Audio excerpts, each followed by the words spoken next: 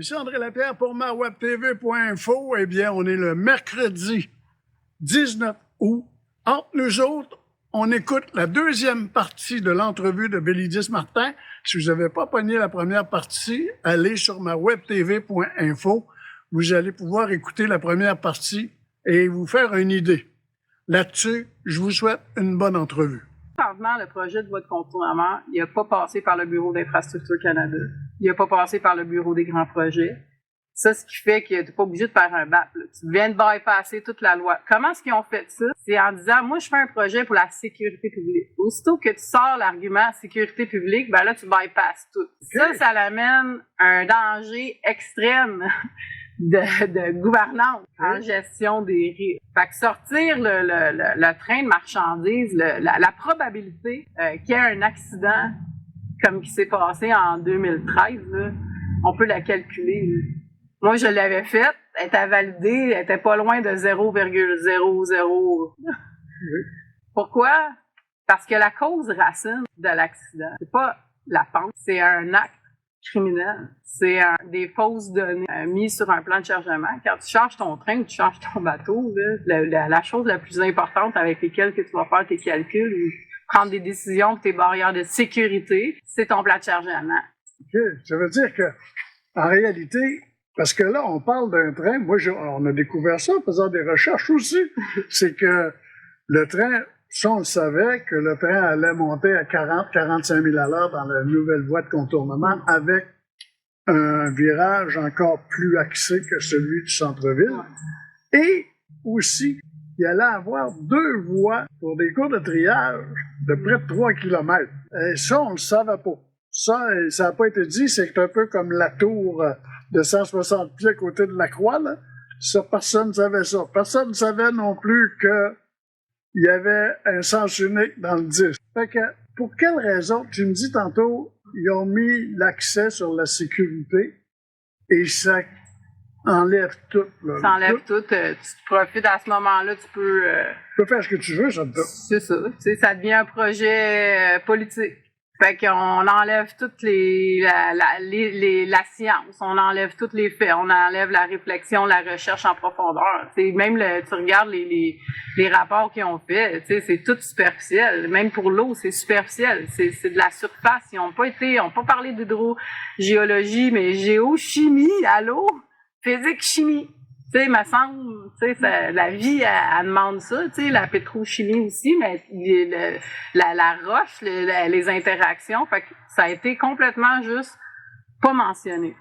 Moi, ce que je pense qu'il est important de mentionner ici, c'est que c'est pas parce qu'ils en ont pas parlé que ça n'existe pas. Fait que nous autres, le travail, je dis nous parce que j'ai eu vraiment beaucoup d'aide. Tu sais, on m'a posé des questions, on m'a encouragé parce que j'aurais pas fait ça si j'aurais pas eu d'aide et de collaboration.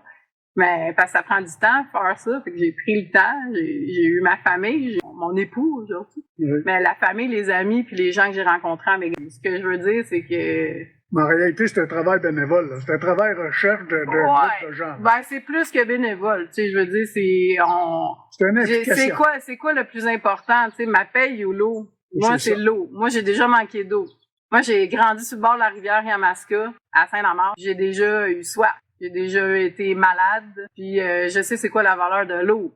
Je sais aussi c'est quoi du développement durable. Je connais aussi la valeur ici à Lac-Mégantic des gens puis de l'environnement. Tu sais, ça vaut plus que d'essayer de développer une expertise dans l'hydrofracturation ou d'essayer de trouver un petit peu d'or. La richesse à long terme de Lac-Mégantic, tu sais, je peux même pas encore la quantifier. C'est ça. Tu sais, c'est tellement juste wow, c'est juste de le savoir.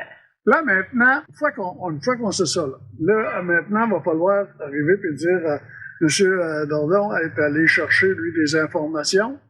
En tout cas, il a demandé des informations. Ouais. Moi, j'ai fait une demande aussi du côté de l'OTC vis-à-vis s'il y avait un reçu cet arrêté ministériel et pourquoi ils ont passé par-dessus. Je les ai carrément demandé ça. J'attends des nouvelles. Puis si j'en ai pas, on m'a rappelé. Puis j'ai eu l'expérience avec Transport Canada. Je veux dire, comme le gars, c'est pas le plus gros placoteux de la ville. Là, je veux dire, ils disent pas grand-chose là, dans le coin.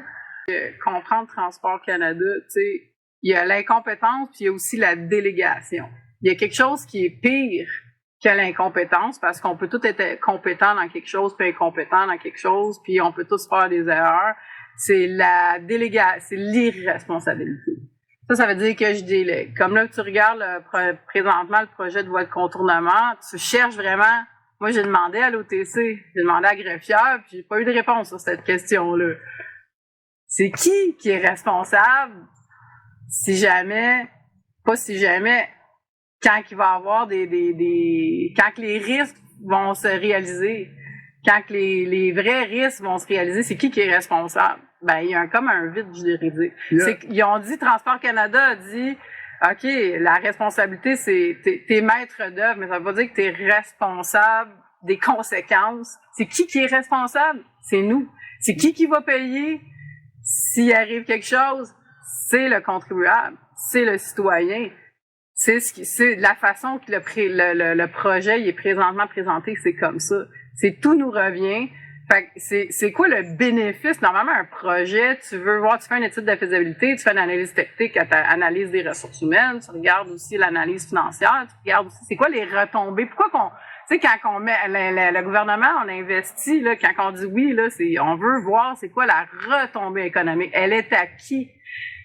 Si c'est nous qui perdons puis qui font des concessions, qui se sacrifions, mais il est où le retour? L'emploi? L'emploi temporaire? Pourquoi pas mettre le même montant dans de l'emploi permanent? Les profits seront probablement très chargés par CPKC et Canadien Pacifique. Et il ne faut pas oublier non plus que c'est Kansas City. Oui, c'est Alberta. OK. C'est beaucoup. C'est beaucoup pour le pétrole. Ça va devenir probablement et possiblement un trajet pétrolier qui va se faire entre le Canada et les États-Unis. Moi, tu vois, j'ai à remettre, tu sais, en 2026, on a un contexte socio-économique aussi. On a un contexte géopolitique. Puis le Québec, il y a des ressources pour le développement durable vraiment quantifiées, connues et reconnues. Donc, faut aussi comprendre que présentement, le CP, il est en train de recevoir de l'argent contre cœur. Il y a le Port de Québec aussi. Tu sais, il y a des beaux projets pour le CP. C'est bien correct. Moi, je suis pour le Canadien Pacifique. Ça prend le Canadien Pacifique. Mais ce qui se passe ici, c'est rien de bon pour le Canadien Pacifique. Moi, je pense que si les chiffres sont chiffres aussi, tu sais, il y a tout l'aspect gouvernance, il y a l'aspect environnemental, sécurité publique, puis il y a aussi l'aspect les risques, la gestion de risques pour le CP, si les risques étaient retravaillés pour être un petit peu plus réalistes, je pense que le CP prendra un pas de recul, puis je pense que c'est compliqué pour le CP de prendre un pas de recul parce que c'est celui-là qui a l'expertise. Le CP, ça fait longtemps qu'il fait des chemins. Il y a l'expertise pour le faire, puis si le CP n'est pas là, il n'y a personne d'autre qui peut le faire. Fait que pour le gouvernement, pour le gouvernement, le CP, il est très important. Fait qu'il est probablement, au niveau légal, ça ne doit pas être si évident que ça de se retirer, sauf que c'est possible. Sauf à ce moment-là, il faut que ça vienne de la ville. Faut que ça vienne à la base, c'est politique. Fait qu'il faut que la demande vienne de la ville. Il faut que la ville elle-même, on va faire les études qui manquent parce que nos citoyens sont importants pour nous. Puis s'il faut, on va reconsidérer, on va réfléchir, puis la chose qui va faire avancer la communauté très, très loin. Tu sais. Bénédicte Martin, merci beaucoup.